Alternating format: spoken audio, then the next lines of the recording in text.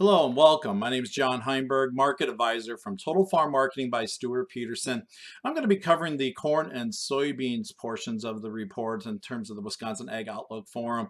Going to be taking a look at a lot of the factors that have been moving the market here in the past handful of months, which has been extremely active, especially since August, as well as take a look at some ideas for 2021, where prices could be and whether some of the influencing factors involved with that. If you got any questions, feel free to reach out with those questions either through the forum or contact me personally. Love to take a few moments and touch base with you and go into detail a little further over stuff that I maybe can't cover quite here in the report.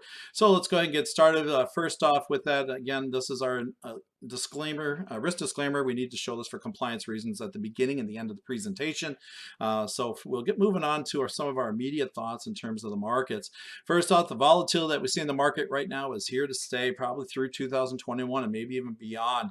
It does provide price opportunity, but at the same time makes us very cautious of the market, how fast things can move, taking value or putting value into price. Demand, demand, demand. That's been the story again since August, and it's really been helping bolster prices.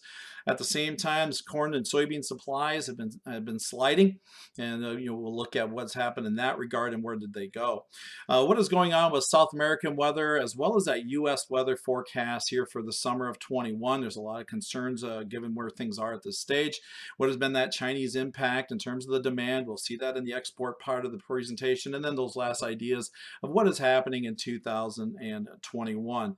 So first off, as we start things out, we've had a strong rally in the grain markets. Taking a look at the March contracts. First off, in corn, since our August 12th report and USDA report we've had over a $2 rally in March corn futures. And then you go look at the soybean side of the equation. Technically, we put our low in back in April 24th. We've gained over $6, especially accelerating since that August report as grain prices have really pushed higher. When we start thinking about next year, what are those five big things that we've kind of watched in the grain markets? First off, the supply picture, we'll touch base there.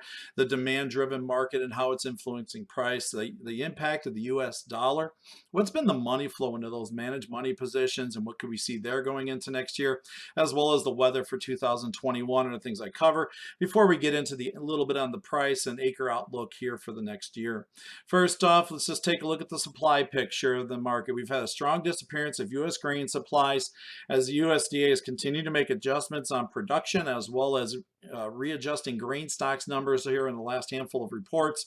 Starting off with soybeans, the last USDA report in terms of grain stocks came out on the 12th, and carryout now has gone down to 140 million bushels. It did that with another production adjustment, as well as changing some of the demand factors in the market. As you can see, it's our lowest level since back to 2013 and 14. Kind of curious to see if we'll maintain this area. 140 million bushels is extremely tight. On the corn side of the equation, 1.552 billion bushels. We're down 50% from where we were in June, around 3.3 billion. So that's a major drop, almost a historic or unprecedented drop in carryover. That has gone from tightening up the grain stocks reports as well as production cuts here by the USDA up until that January report, maybe reflective that the production side of the equation wasn't as strong as they have anticipated here over the last couple of harvests as well. Now we'll watch how the demand plays in this. They took some demand off the balance sheet, which really has the market questioning that, and we'll see here when we get into the export side. The biggest term is stocks to use. That's that relationship basically of demand divided by the stockpile. Tells us how many available days of supply that we have left of both corn and soybeans here if we spend ahead to the end of the marketing year. For soybeans, we move that number down to 3.1%, basically about 11 days of total use available in front of us. Only 13-14 was lower. They finished the year at 2.6. Now, technically, at this time frame, we are at the lowest levels than 13 and 14. So we'll see how that continues to play out. The market believes that the supply side of the equation will still tighten up as we go forward. On the corn side, we're down 10.6%, which means we got about 33 to 35 available days of supply. Still multi-year lows in that regard, but again, we still got not quite as tight as we've seen over history. Looking at the demand-driven market, obviously export sales on the books have been at the strongest we've seen in multiple years. A large portion of that has been the involvement of the Chinese into the market at this time frame, aggressively buying both corn and soybeans as their domestic supplies and prices are pushing record levels. We expect that demand, especially on the corn side, to probably continue into 2021, where maybe now they're through the U.S. buying of beans and maybe shifting more to those South American supplies. So we'll see how that plays out. In relationship to the USDA targets, right now the sales on the books, as you can see, the strength of soybeans going all the way back to 14 at this total sales. But right now we're about 91% of the USDA target, which is 2.23 billion bushels of export sales for this year. Corn, we're about 70% of the US target of 2.55 billion bushels. So again, that's another reason why many in the trading market feel like the USDA can tighten up the supply side more by adding more to the demand, especially in the soybean market. So we talk about the US dollar. That's one of the factors that we kind of watch on the outside markets, probably more than any other. As you can see, we've been in a strong downtrend, since the middle of 2020. Actually, this is directly related to the COVID aid package that was passed back in the spring. And now with the recent aid packages put together and the potential proposal from President-elect Biden going forward, could continue to put pressure on the dollar. Why we are concerned about that right now, we're holding levels that we saw back in 17 and 18. But if the dollar continues its downward trend and breaks this level, we're looking to go back to those 13, 14 levels. And that could, again, be very reflective in the commodity sector and the commodity price. If you go look at corn and soybeans, first off, here's those 13, $14 levels. There's the price given the supply side of the equation for corn. Same thing on the bean side of the equation. There's the US dollar versus the price levels that we saw back in that 12, 13, 14 window. So with similar supply situations, the dollar move could be that last little piece we need to make prices go back or get prices back to those 13, 14 highs. Managed money and money flow is something else we track continually in the markets. First off, on the soybean side of the equation, as of last commitment of traders put together last week, there are about 165,000, 66,000 long contracts of beans. You can see where they carried this into the end of the year. Most recent high was up to 238,000. So there's still a little bit of room to go in the markets. All-time high was 253,000 back in 2012 window. So there's still a little bit of room for money to flow into the bean market. Corn on the other hand, still again well off the multi-year highs. 429,000 is the record high back in 2010. Right now, about 375,000 contracts. As you can see, that strong uptrend, but you do realize a lot of bit of air underneath here, according to the last handful of years. So the money flow will be very key. If they decide to step out of the market, they could see prices drop quickly. With that, though, we kind of look at the value of their position. This is all agriculture commodities.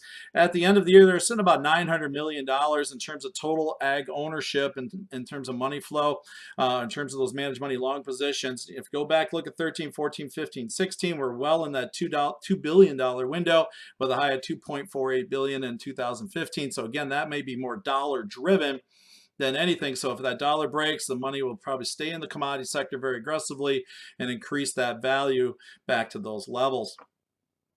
Weather is the fifth focus, and obviously we've been hearing a lot about the La Nina that's happening in the Pacific Ocean and its impact on the South American weather.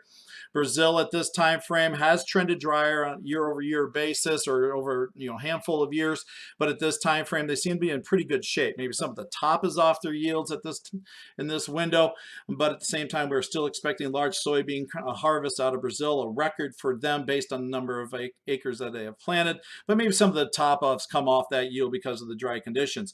Argentina has probably been a little bit more focused in the market here because they compete with us both on the soybean meal export side as well as corn exports. They have been trending a little bit drier. We've seen some private analysts bring those yield projections down for both corn and soybeans in Argentina. So that might be the close focus in terms of the market as we get closer to their harvest here in the weeks ahead. As for the United States, just take a look at the drought monitor and you can see the concern that's in the marketplace regarding what could be a potential weather story in the summer of 2021. Currently, we are looking at the United States showing high amount of drought conditions in the western half of the United States as compared to last year. Just putting the numbers together, last year at this time frame, we were about 25% of the country was showing some drought issues. This year, it's at 62% of the country with drought issues. And then will that carry into the summer months? Again, could give us some push to those higher levels in terms of price. Now let's start taking a little bit of look at the 2021 and some outlook ideas. First off, the acre battle is something that you're hearing buzz in the media as well as just in the marketplace in general. Last year, corn acreage came in at 91 million acres. Soybeans were just around, around 83 million acres overall. U.S. plants about planted last year about 310 harvestable acres of crops total. So usually corn, soybeans, 170, 175, 180, 185 million acres is where we're at. If you go look at our highs, we pushed that 185 million acre number. So there's some room for us to add additional acres. Right now, the market is trying to price those acres in on both sides. If you go look at the ratio between corn and soybeans, typically everybody talks about that ratio being 2.5 to 1. Right now, if you divide November soybeans by November corn, comes out to about 2.6. So the market is leaning a little bit more towards the soybean side. A big X factor could be the amount of field work we got done this fall with the drier conditions. A lot of guys got their fall planning and things of that nature put together for corn. So we'll see if they do go ahead and make the switch, even though they put some inputs into the ground. And again, obviously, with both grain situations and very tight supplies, the market is really trying to price in those acres, whether it's corn, soybeans, wheat, cotton, sorghum, et cetera, et cetera. All ag commodities are seeing some buying power at this time frame to get those acres bought. So let's go take a little look at some price objectives here. First off, old crop corn. This is the March continuous monthly chart. As you can see, we just took out this 2014 high. We're trending towards possibly that 550, 575 window. At least here in the near term. If demand stays strong and the USDA makes some adjustments on that demand and tightens up the picture more so, we probably get into that area.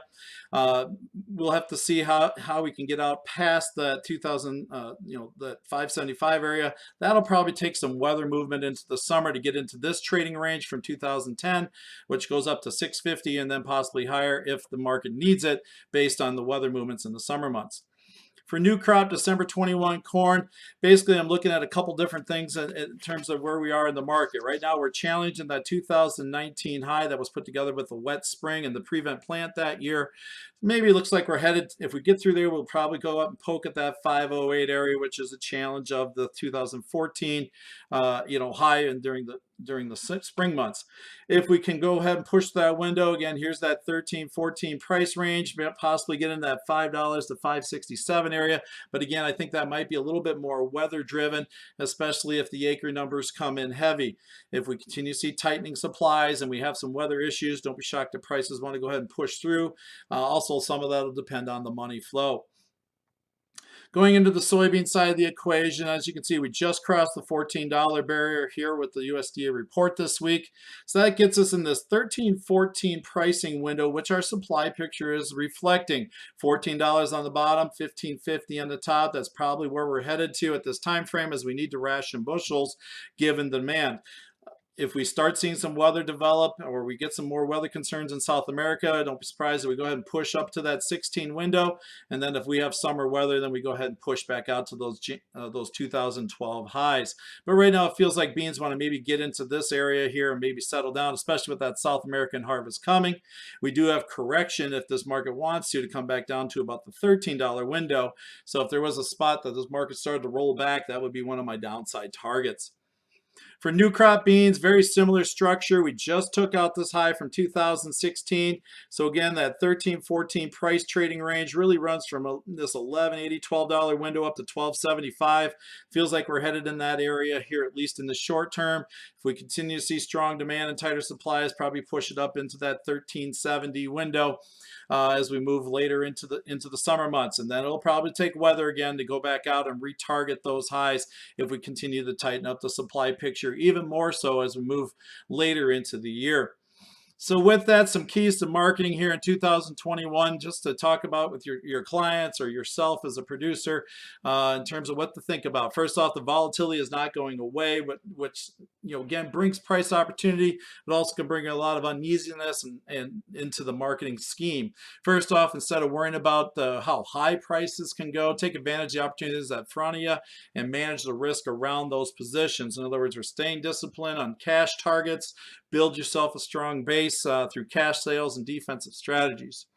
We want to market the opportunity that's in front of us, then keep some potential ownership on top as if we get to a weather event that pushes us to those 2012 highs, or we continue to see some changes that happen in terms of the market strength.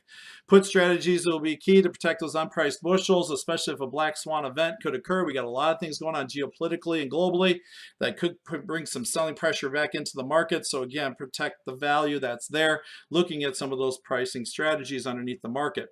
Producers, again, need to measure the risk of doing nothing versus the cost of using marketing tools and strategies. Again, be focused on and stay disciplined to what's in front of you. And at this time, don't forget about 2022. We're starting to see this price strength carry out into next year.